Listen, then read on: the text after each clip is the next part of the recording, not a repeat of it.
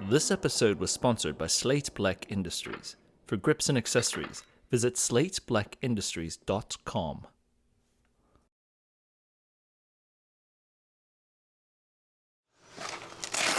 Hey, I found something for you. Oh, The 10 rounder, your absolute favorite. it doesn't. I mean, my sling is. You hate the 10 rounders, Henry, I and don't mind. everybody knows it. I don't mind them. Everybody knows I it. don't mind them, but it looks stupid on this thing. Look at it. This, my friend. This looks right. See that? That looks nice. It's been a hot minute since your 700 had made an appearance on the show. So, what is it? Why don't we just walk through really quick what this is and what you've done to it since the last time it's been on the show? So as a slight background on this is my training rifle. This has been the rifle that I learned a lot of long range with. In the past, when I was really starting off with, I had a Remington 700 PSS, the police sniper rifle. And this is the Remington 700 5R. So it's got the special 5R twist barrel, very similar to the M24. Now, previously, you'll see that the optic has drastically changed. Now I am running the golden era US Optics BT17. Now, these are most noted by the big pancake dial on top. But then the other thing that I did to this was I outfitted the front for the Allen Engineering AEM 530, which is basically the M24 suppressor, but using the AEM 5 front end. So I can use the AEM 5 style brake. And then on top of that, of course, the most important is looking good. So you'll see that I have the classic MRT slings on this thing. Really nice. But yeah, all in all, I mean, basically just kind of like classing out the 5R a little bit, but keeping to period correct standards. Now, I know a lot of people actually really liked your original setup because it was like It was cheap. It was like a everyman rifle, had a really well-priced budget, like quote-unquote budget-oriented optic that was really effective. Mm-hmm. So why mess with it? Like why go with an Allen Engineering can? Like what are you trying to like clone or walk backwards into here? It's not necessarily cloning per se, but taking some of sort of the best things that had the best reputation of that era, of the like peak of the GWAT era, like our era when we got into shooting in the mid 2000s. This would have been something that is classically American. So it's no longer like the really cheap put together but still effective training rifle. It still encapsulates a lot of that, of course, but I wanted to kind of just put the best of that era. So we'll start unsuppressed. Okay. I'll kind of do a bore warmer. Yeah. Just to see where the cold bore shot is. Okay. We're gonna run through a multitude of ammunition, and this, as you guys know, is preparing this rifle for the practical accuracy run. So the first off, I will run my M118 LR clone, and we'll see how it does. This rifle, man, I've shot it so much, that bolt feels so nice. And for Remington shooters out there, you know exactly what I'm talking about. When you first get it, it's kind of gritty, but then you break it in and that thing is perfect. All right, headshot position. Yeah, and this is your own M118 LR clone, right? Yes. Cool. All right. 5 shots here? Yeah, it should do 5 shots, and then afterwards we'll do the 9-shotters. All right.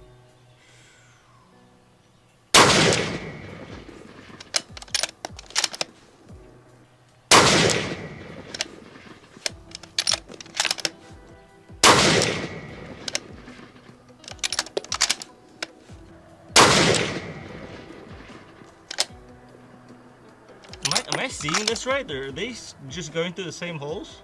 That shot looked like it did. Yeah, nice. The last 3 went through the same hole on the right. I think so, yeah. Nice. That's pretty darn tight. And the cold bore is... Cold bore far left, right? It's the top one. Yeah, okay. Those 5, Yeah. I'm very happy with. Yeah. That was sick. Yeah. I mean, this thing is still a shooter. It's a broken-in 700 5R. Like, Yeah. this is one of those things. It may not be as Gucci or classy as the AI, but it's charming in its own way. Now, and again, guys, that ammo, while it is a reload, it's not as if Henry's loaded it specifically for this rifle. It's like a generic 118 LR clone reload. I'm cloning the velocity specs essentially. And if people want to find your recipe, we can't show it here on YouTube, but we do have. Yes. So no guarantees on whether it's out yet on History of Weapons of War, but I'm working on a reload series on History of Weapons of War. Yep. And on that location, we do not have any restrictions on manufacturing ammunition. And so we will not show that here. Now, this group that Henry's about to shoot is Hornady 308 Win 178 grain bolt tail hollow points. 178. 178s, yeah. Nice, good correction.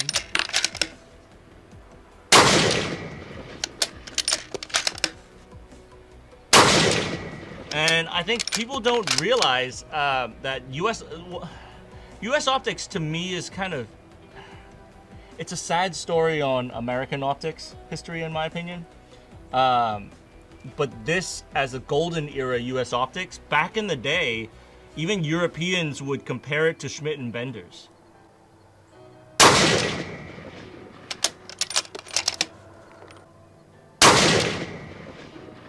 Okay. Cool. Not quite as tight as your first group, I mean, I but would still still pretty, be pretty good. very happy for factory ammo. Of course, if your Remington is much better than mine, and I ought to be touching all of those rounds with a Remington 5R, then please tell us in the comments section. So this is Black Hills 178 grain ELDX. So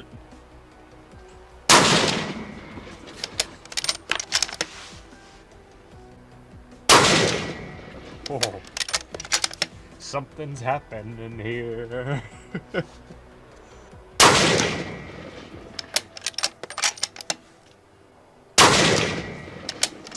I jinxed it. yep. Okay. I mean, A little bit of a slashy string there, but yeah. I mean, it's acceptable. I'm a little disappointed with the reputation, but again, you know, some ammo works well in some rifles, some don't, and that's why I tried to load a generic ammunition that works like 70-80% well in most everything. sure. All right, so do we want to do gold medal match?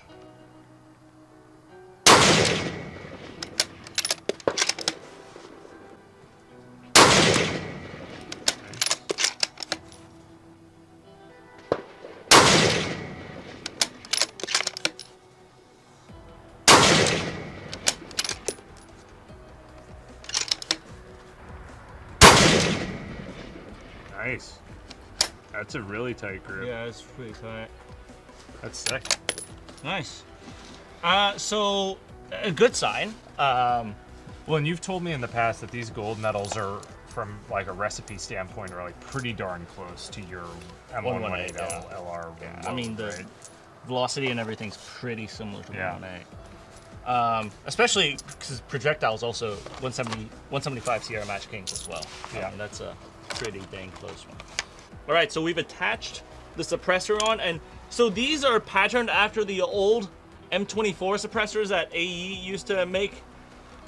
The one thing about it, what they did right here is they have the back end like the Mark 12. So the M24 suppressors, those had direct thread onto the front with a collar in the back. Whereas what you're seeing right there, it is a QD onto a brake.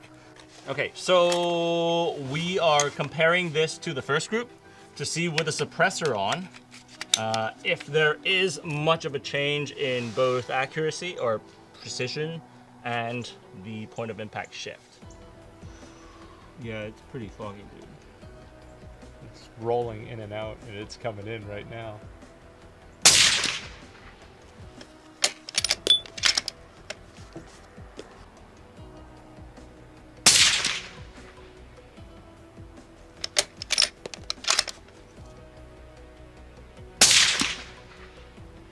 Nice. I'm having trouble seeing it now.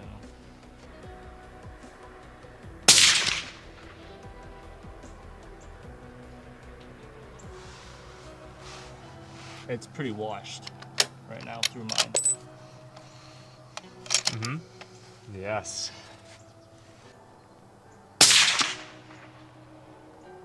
Nice, right in there. Huh? I Is there said any nice, change in it the was group right size? in there. How's it change in the group size? So marginally larger, but only from one shot. Yeah, I can barely see that thing. I mean, I would like to do another group when it's not like pea soup out there. You know, it's Texas, so the weather is about as predictable as, I mean, winning the lottery, right? Yeah. So the fog is like kind of sort of gone.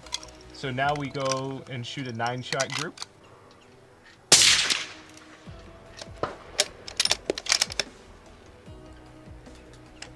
right, it's very quiet. However, I'm quickly seeing one downside of running this thing with no wrap. If I take this to like a suppressor wrap company though, I'm gonna have to call them and say, I need a Magnum wrap for my extra large can.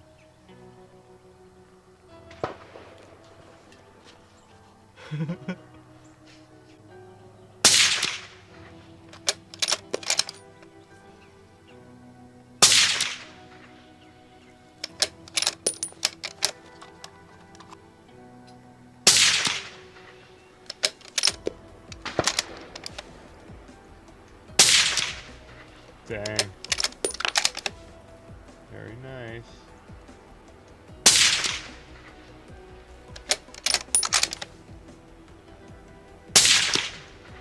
Nice.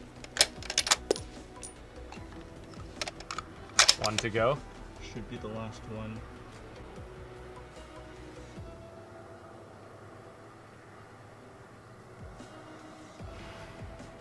It's not that I don't want to shoot, Josh. It's like I'm on a boat. Aww.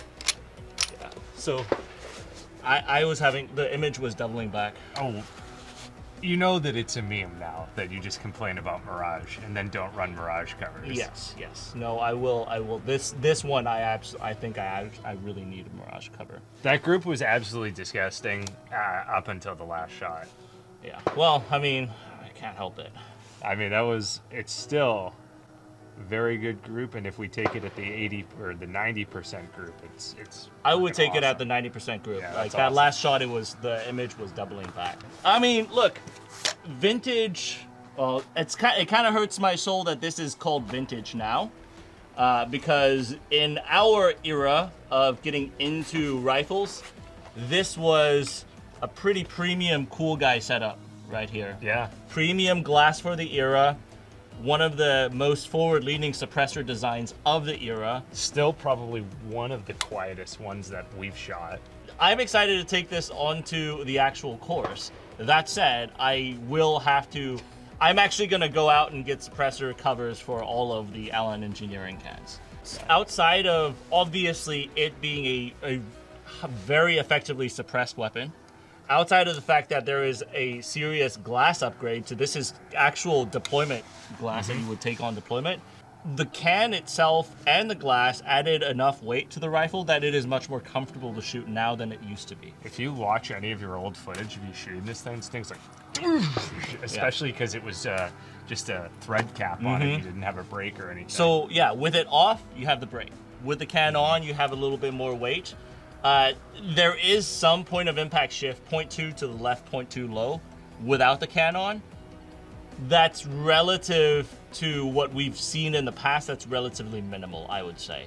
But I am really happy about this rifle. It's very difficult to make period correct improvements to some rifles that you could actually see a difference in performance. And this is one that I was very happy to see this type of difference in performance. But that said, Do you have anything else to add to this very drippy rifle? Nothing. Right. We'll see you guys at the PA course. Does it pass the vibe check for Henry? It Very does. much so, yes. 516 is Steel 96, 4 Vic, 8 packs, red con 1, green to green. How copy, over? Steel 96, this is 716, roger, over. 16, Steel 91, 1 pack,